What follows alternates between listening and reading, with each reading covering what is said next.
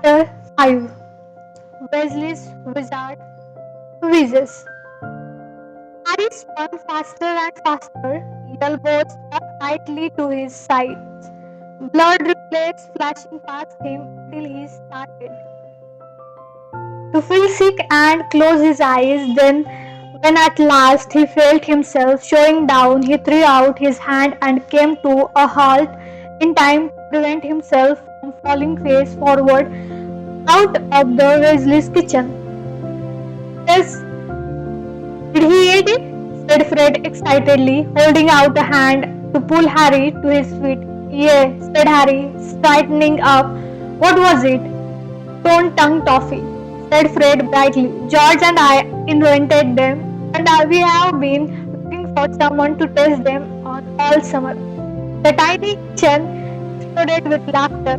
Harry looked around and saw that Ron and George were sitting at the square wooden table with two red-haired people Harry had never seen before. Though he knew immediately who they must be, Bill and Charlie, the two eldest Weasley's brothers.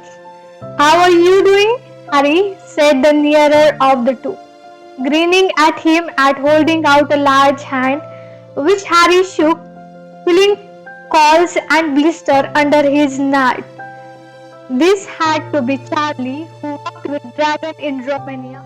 Charlie was built like the twins, shorter and stockier than Percy and Ron, who were both long and lanky. He had a broad, good-natured face, which was weather-beaten and so franky that he looked almost tanned. His arms were muscular, and one of them had a large, shiny burn on it.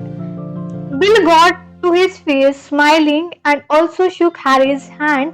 Bill came as something of a surprise. Harry knew that he worked for the Wizardian Bank, Grignard's, and that Bill had been head boy at Hogwarts. Harry had always imagined Bill to be an older version of Percy, fussy about rule breaking and found out losing everyone around. However, Bill was, there was no other word for it, cool. He was tall with long hair and that he had tied back in the ponytail. He was wearing an earring with that looked like a fine darling from it. Bill's clothes would not have looked out of place at a rock concert, except that Harry recognized his boots to be made not of leather but of dragon hides. Before any of them could say anything else, there was a faint popping noise, and Mr. Weasley peered out of the thin air at George's shoulder. He was looking angrier than Harry had ever seen him. It wasn't funny, Fred, he shouted. What on earth did you give that muggle boy? I didn't give him anything, said Fred with another evil grin. I just dropped it. It was his fault he went and ate it. I never told him to. You dropped it on purpose, roared Mr. Weasley. You know he had eaten it. You knew he was on a diet. How big did his tongue get? George asked eagerly. It was 4 feet long before his parent would let me shrink it. Harry, the Weasley roared with laughter again. It isn't funny, Mr. Weasley shouted.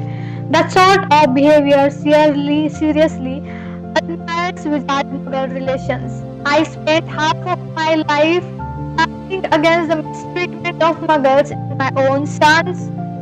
Didn't give it to him because he's a muggle, said Fred indignantly.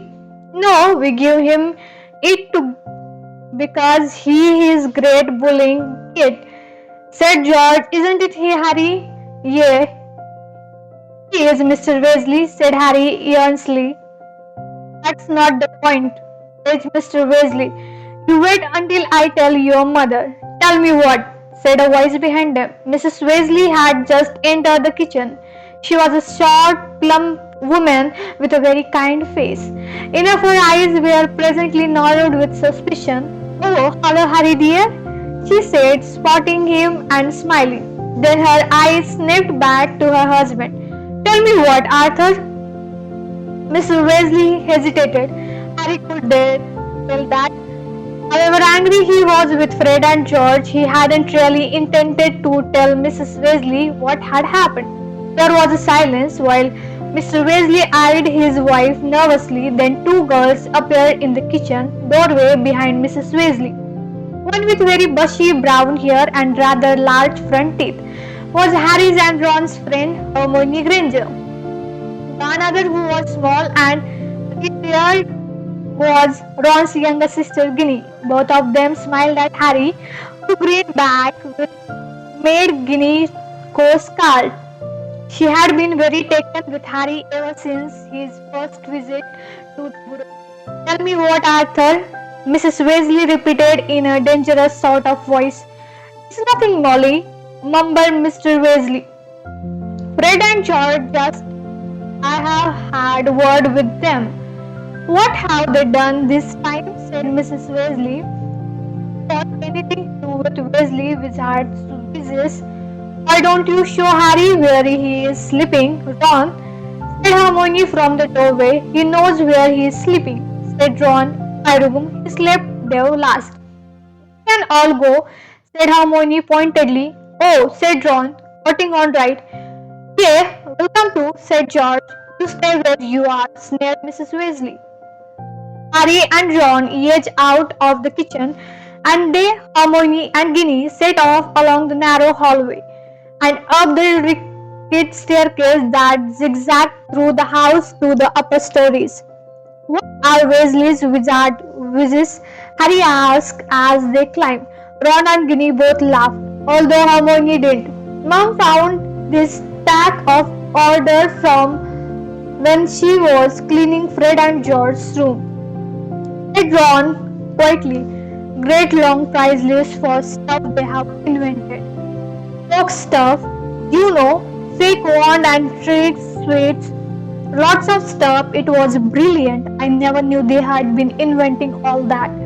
We have been hearing explosion out of their room for ages, but we never thought they were actually making things, said Ginny. We thought they were just like the noise. Only most of the stuff, well, all of it really was a bit dangerous, said Ron. They were planning to sell it at Hogwarts to make some money. Mom went mad at them, told them they weren't allowed to make any more of it, and burned all the order forms. She's furious at them anyway. They didn't get as many owls as she expected. Owls were ordinary wizardian levels. The examination Hogwarts student took at the age of 5.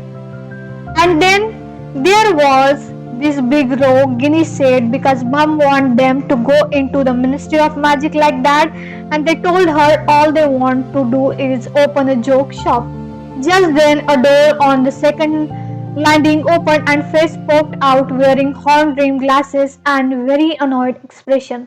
Hi, Percy, said Harry. Oh, hello, Harry, said Percy. I was wondering who was making all the noise. I'm trying to work in here. I have got a report to niche for the office, and it's rather difficult to concentrate when people keep thundering up and down the stair. We are not thundering, said Ron irritably. We are walking. Sorry if we have disturbed the top secret working of the Ministry of Magic. What are you working on? Said Harry. A report for the Department of International Magical Cooperation, said Percy smugly. We are trying to standardize cauldron thickness. Some of these foreign imports are just a shade too thin. Leakage have been increased at the rate almost 3% a year. That's all changed the world. That report will say Ron, front page of the Daily Prophet. I expect. Cauldron's leak. Percy went silently pink. You might sneer, Ron, he said hatedly, but unless some sort of international law impose, we might well. And the market flooded with flimsy, shallow bottom product that's seriously endangered. Yeah, all right, said Ron. And he started off upstairs again. Percy slammed his bedroom door shut as Harry, Hermione and Ginny followed Ron up Three more flights of stairs shouted from the kitchen below and coach up to them. It sounded as though Mr. Weasley had told Mrs. Weasley about the toffee. The room at the top of the house where Ron slept looked much as it had the last time that Harry had come to stay.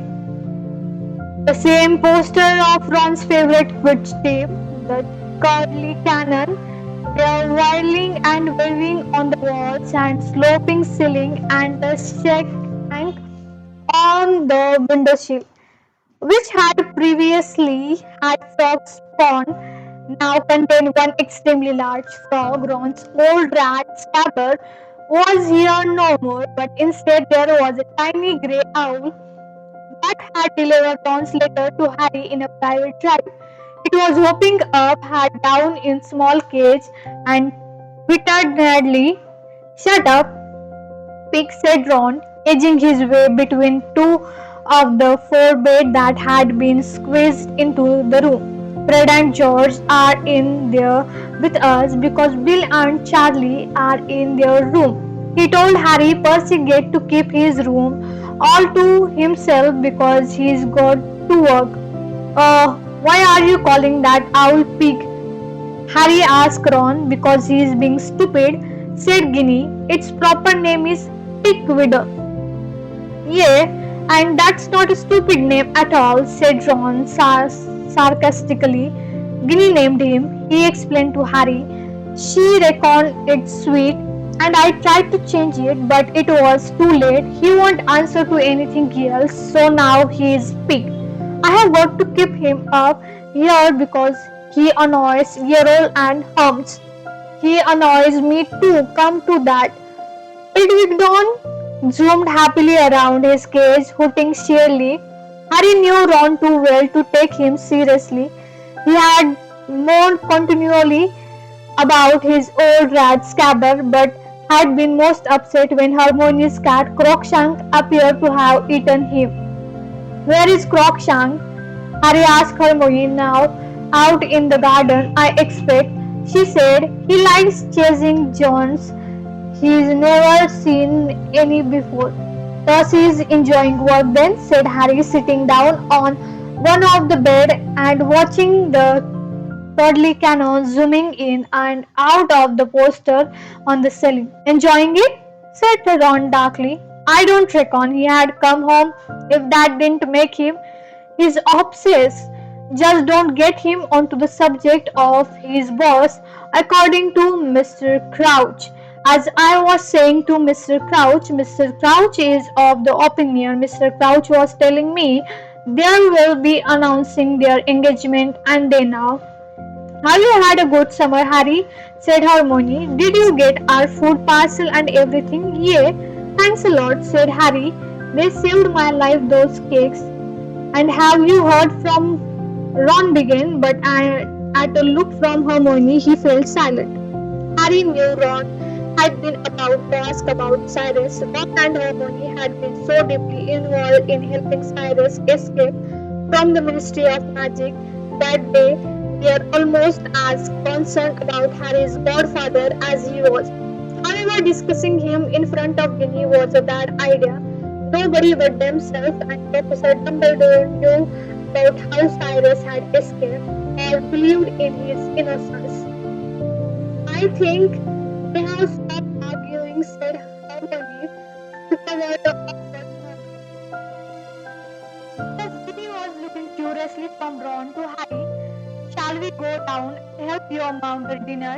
"Yeah, all right," said Ron. The four of them left rooms and went back downstairs to find Mrs. Weasley alone in the kitchen, looking extremely bad-tempered. "We are eating out in the garden," she said when she came in. "There is just not room for 11 people in there. Would you take the plates outside, girls? Bill and Charlie are setting up the table, knives and forks. Please, you too," she said to Ron and Harry, pointing her wand a little more vigorously than she had intended at the pile of potatoes in the sink. They shot out of their sink so fast that they ricocheted off the walls and ceiling. "Oh, for 11 sakes," she snapped, now directing her wand at the dustpan, which hopped off the sideboard and started scattering across the floor, scooping up the potatoes. Those two, she burst out savagely, now pulling pots and pans out of the cupboard, and Harry knew she meant Fred and George. I don't know what's going to happen. I really don't know. No ambition unless you count making as much as trouble as they possibly can. Mrs. Weasley slammed a large copper saucepan down on the kitchen table and began to wave her wand around inside it. A creamy sauce poured from the wand tip and she stirred.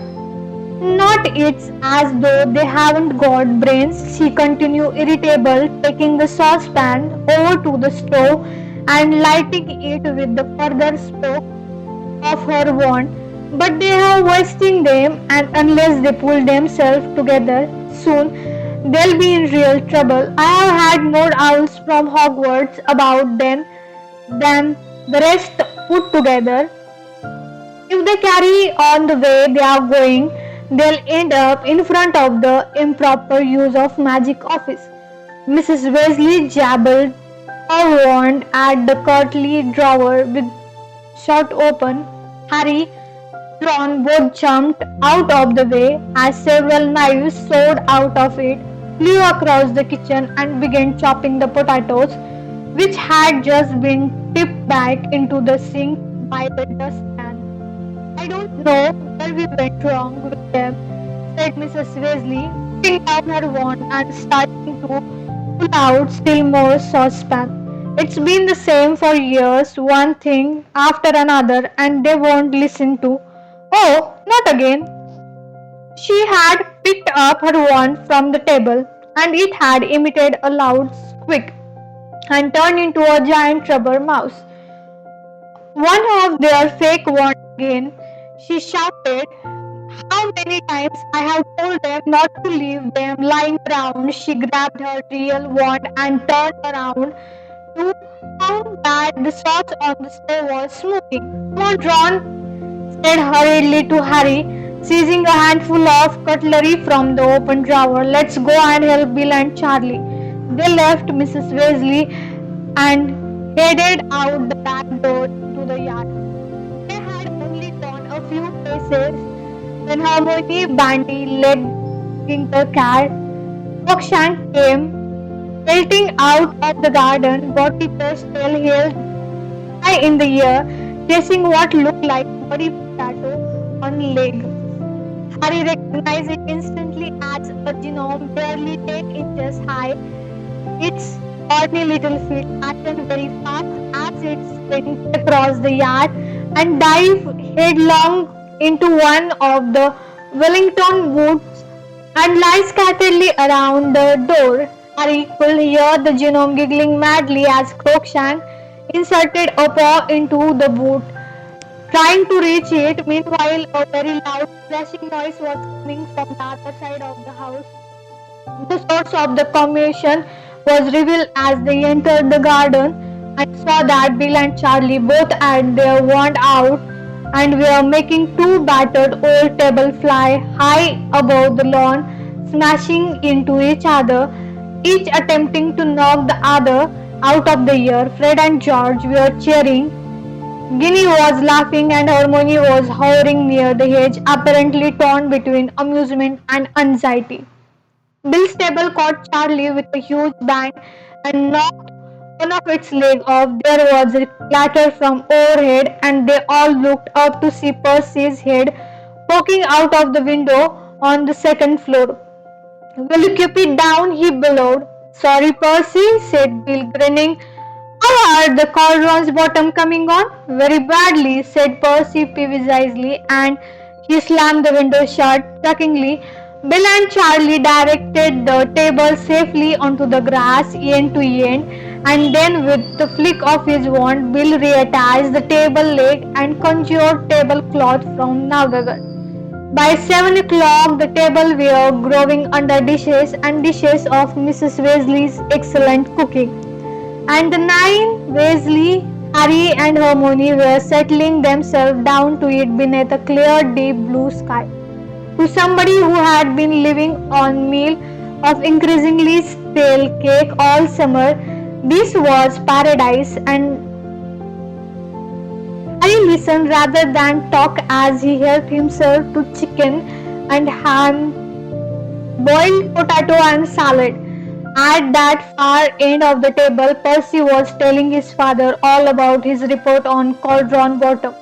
I have told Mr. Krause that I'll have it ready by Thursday. Percy was saying pompously that's a bit sooner than he expected. I like to keep on top of the things. I think he'll be grateful I have done it good time. I mean, it's extremely busy in our department just now. What with all the arrangements for the World Cup, we are just got getting the support we need from the Department of Magical Games and Sport.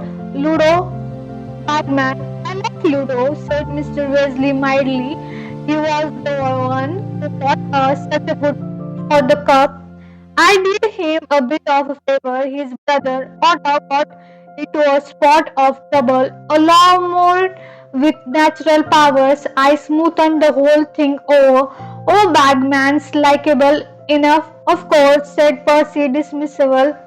But have he ever got to be head of department when I compared him to Mr. Crouch? I can't see Mr. Crouch losing a member of our department and not trying to find out what's happened to them. You realize Bertha Joking was been missing for over a month now. Went on holiday to Albania and never came back. Yes, I asked Ludo about that, said Mr. Weasley, frowning. He said Bertha got lost plenty of time before now, though I must say, if it was someone in my department, I had be worried. Oh, Bertha's hopeless. All right, said Percy. I hear she's been shuttered from department to department for years. More trouble than she's worth. But all the same, big man ought to be trying to, and her Mr. Crouch has been taking a personal interest. She worked in our department at one time, and I think Mr. Crouch was quite fond of her. But Bagman just kept laughing and saying she probably misread the map and he ended up in Australia instead of Albania. However, Percy heaved an impressive sigh and took a deep swing of elderflower wine. We have got quite enough on our plates at the Department of International Magical Cooperation without trying to and member of other departments too. As you know, we have got another big event to organize right after World Cup. Percy cleared his throat significantly and looked down toward the end of the table where Harry, Ron and Hermione were sitting. You know the one I am talking about, father. He raised his voice slightly. The top secret one. Ron rolled his eyes and muttered to Harry and Hermione. He's been trying to get us to ask what that event is ever seen. He started work. Probably an exhibition of Think Bottom Cauldron. In the middle of the table, Mrs. Weasley was arguing with Bill about his earring, which seemed to be a recent acquisition, with a horrible grand fang on it. Really, Bill, what do they say at the bank? Mum, no one at the bank gives a damn how I dress as long as I bring home plenty of treasure. And Bill patiently, and you're here getting silly, dear, said Mrs. Weasley, nagging her wand lovingly. I wish you had let me give it a trim. I like it, said Ginny, who was sitting beside Bill. Not so old-fashioned, Mom. Anyway, it's nowhere near as long as Professor Dumbledore. Next to Mrs. Weasley, Fred and George and Charlie were all talking spiritedly about the World Cup. It's got to be Ireland, said Charlie thickly. Through a mouthful of potatoes, they flattened Peru in the semi-finals. Bulgaria has got for Crumb, though, said Fred. Crumb's one decent player. Ireland had got 7, said Charlie shortly. I wish England had got through That was embarrassing, that was. What happened? Said Harry eagerly, regretting more than ever his isolation from the Wizardian world when he was stuck on private drive. Went down on Transvalia 390 to 10, said Char gloomily, shocking performance. And Wales lost to Uganda and Scotland was slaughtered by Luxembourg. Harry had been on the Gryffindor's outfit team ever since his first year at Hogwarts and owned one of the best racing brooms in the world, a firebolt. Flying came from naturally to Harry than anything else in the magical world, and he played in the position of seeker on the Gryffindor house team.